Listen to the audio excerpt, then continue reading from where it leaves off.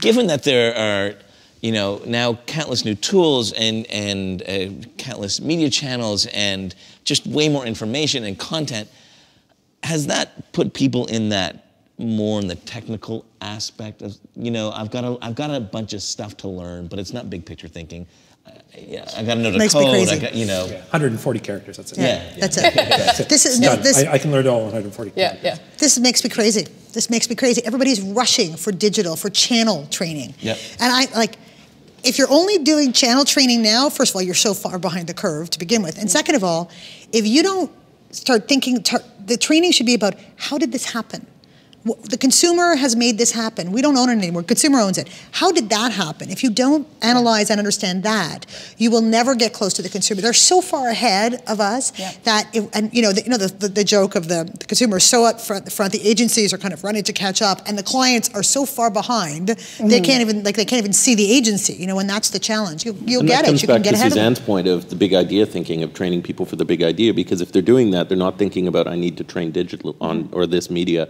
It's I need to, what's next? What is going to be coming next? And then you're leading the charge. But is there now a gap between, you know, the folks that come out of your program and the manager, the people who manage them? Is there a gap in knowledge that didn't exist before, where a younger generation is a little more comfortable in technology and they're saying, I know this world because I'm a digital native, and you don't know it? I just had this conversation 2 weeks ago with people from Wharton, and it's amazing how much what's coming into the business knows more than the people that are bringing them into the business. And we're not just talking about, you know, being digital natives, you know, that they understand that. It's just that they have explored and accessed so many people. I mean, I've got my students talking with Alex Bogusky directly, emailing him. You know, if I had the chance to talk to David Ogilvy, God damn it, I would have. Yeah. But it was a $48 3-minute phone call, long distance, you know, from Toronto, and go, hi, can I speak? Like, it would have never happened. Now I just tweet, and the next thing you know, David Ogilvy's, well, I know he's dead and all. Yeah. But the whole idea, all of a sudden, you know, somebody's following you. Universe, though, you never know. Yeah. No, and I get so these kids are coming in with more access to people, more access to knowledge, that sometimes I'm thinking what's coming in knows more than what's bringing them in. And is that a good thing, Nancy, or is there an overconfidence that's developing in the junior ranks? You know, I think it's such an interesting moment because, you know, we talk about more senior people. Oh my God, where's the 360 people? They don't exist. But pretty soon, everybody will be, because, you know, under a certain age, you grew up digital. What they don't have is life experience. So, in fact, they do have a lot to teach us elderly people.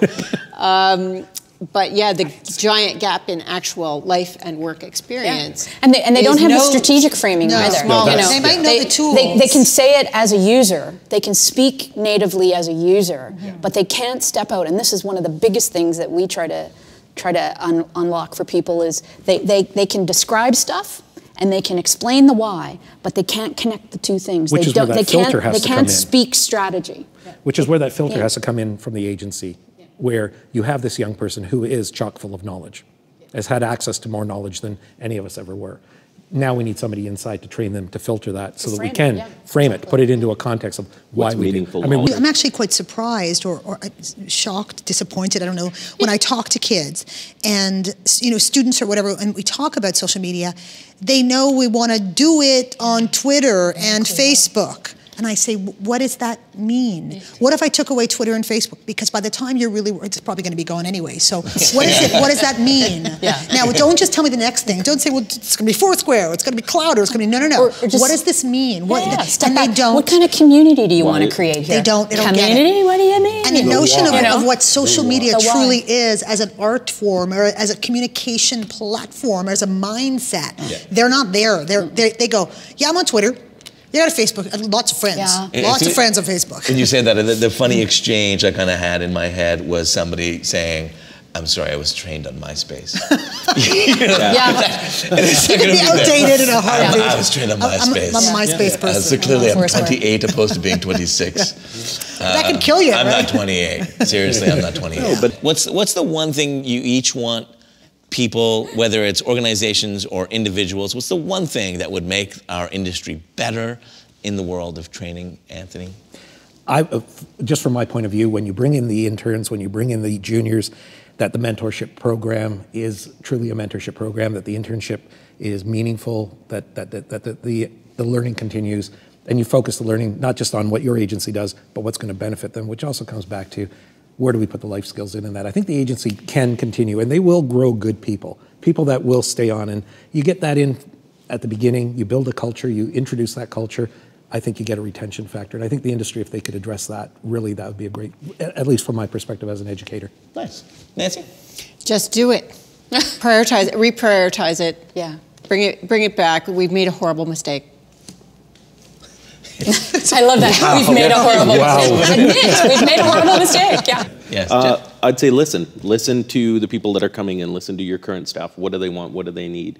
And then put that into something that makes the suits in our industry see value. And because when they see the value, they'll make it happen. They'll go, okay, I can free that up. I will find a way. And yeah, listen and then do. Suzanne? Yeah, it's kind of I guess it's kind of a build on Nance and Jeff, but I'll call out human resources as a real opportunity. I mean, the whole idea that people are not commodities in our business, but they are the true assets of our business. We always talk about ideas as being our assets, and honestly, our ideas come from the energy and the guts of the people who work on stuff. And so it comes right down to, what is a human resources professional? Are they the resource professional or are they the human professional? And I think in our industry, very, very distinctive to a lot of industries, it's more on the human side than on the resource side. Yeah. And we got to get back to that first. Leslie?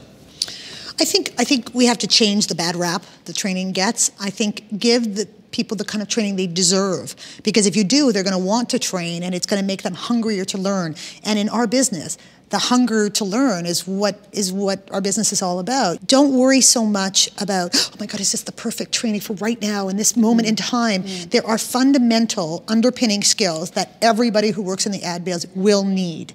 And if you focus on those things, you will elevate the output of your agency. It's just a fact, because even the greatest idea will not jump off the table and sell itself. There are some things that will never change for what we do. I would agree with all of you. I guess until the day comes that an idea does create itself and jump off the table, which I would invest in. That's a business model. That's a business model. Easy. Yeah, that's right. That was easy. I don't know. Let's see what the campaign-a-mator will pull out. This is a good one.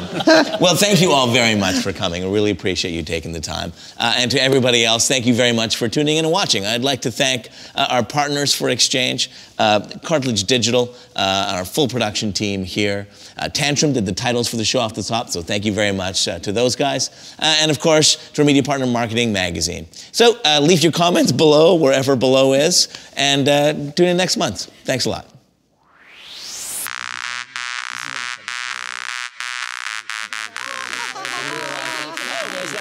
Thank you so much for coming here. Thank you so much for coming here. That was a real conversation.